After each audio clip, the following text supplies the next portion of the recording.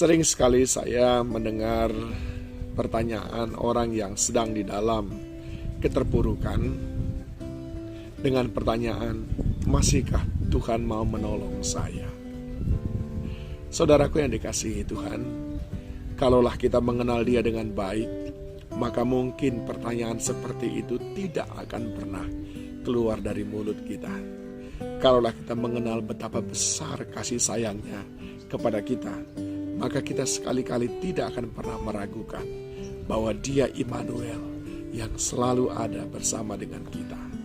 Saya ingin mengajak saudara belajar dari sebuah kisah di dalam Lukas pasal yang ke-7 ayat 11 sampai dengan ayat yang ke-17, menceritakan tentang seorang pemuda yang meninggal di kota Nain, dan dia diusung oleh orang-orang, disertai oleh ibunya yang seorang janda. Maka dikatakan ayat yang ke-13, dan ketika Tuhan melihat janda itu, tergeraklah hatinya oleh belas kasihan. Lalu ia berkata kepadanya, jangan menangis. Sambil menghampiri usungan itu, ia menyentuhnya, dan sedang para pengusung berhenti, ia berkata, hai anak muda, aku berkata kepadamu, bangkitlah. Maka bangunlah orang itu dan duduk dan mulai berkata-kata, dan Yesus menyerahkannya kepada ibunya. Saudara, saya mau beritahu kepada saudara, Yesus melakukan mukjizat ini bukan karena anak muda itu, tetapi karena sang ibu. Nah, di sini kita mengenal siapa Yesus. Bukan ibu datang kepada Yesus, tapi Yesus yang melihat. Ibu bahkan tidak meminta apa-apa, tapi Yesus bertindak. Ibu bahkan tidak dicatat apakah dia orang baik atau bukan, apakah dia orang yang taat ibadah atau bukan, tapi Yesus yang punya inisiatif. Apa yang ingin saya sampaikan kepada saudara? Mari kenali dengan baik siapa Yesus lewat kisah ini. Yang pertama adalah setiap kali Yesus melihat ada orang yang berbeban berat, dia jatuh belas kasihan.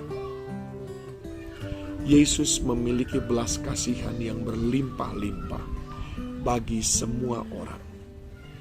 Seperti Bapa yang berkata, karena begitu besar kasih Allah akan dunia ini, sehingga dia mengaruniakan anaknya yang tunggal.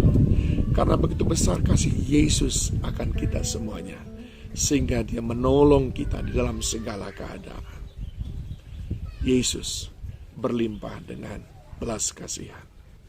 Yang kedua, tadi ayat yang ke-13, ketika Yesus melihat janda itu, tergeraklah hatinya oleh belas kasihan. Lalu ia berkata kepadanya, jangan menangis. Yang kedua, Yesus tidak menginginkan kita larut di dalam kesedihan. Yesus berkata, jangan menangis. Yesus tidak bersuka cita saat engkau di dalam penderitaan ataupun kesulitan. Tidak. Dia menginginkan engkau mengalami sukacita, kemenangan, dan damai sejahtera. Yang ketiga, apa yang kita lihat di sini? Sambil menghampiri, ayat 14, usungan itu, ia menyentuhnya, dan sedang para pengusung berhenti, ia berkata, hai anak muda, aku berkata kepadamu, bangkitlah. Maka bangunlah orang itu. Yang ketiga, Yesus Maha Kuasa. Dia Tuhan yang Maha Kuasa. Apa saja yang diucapkannya jadi.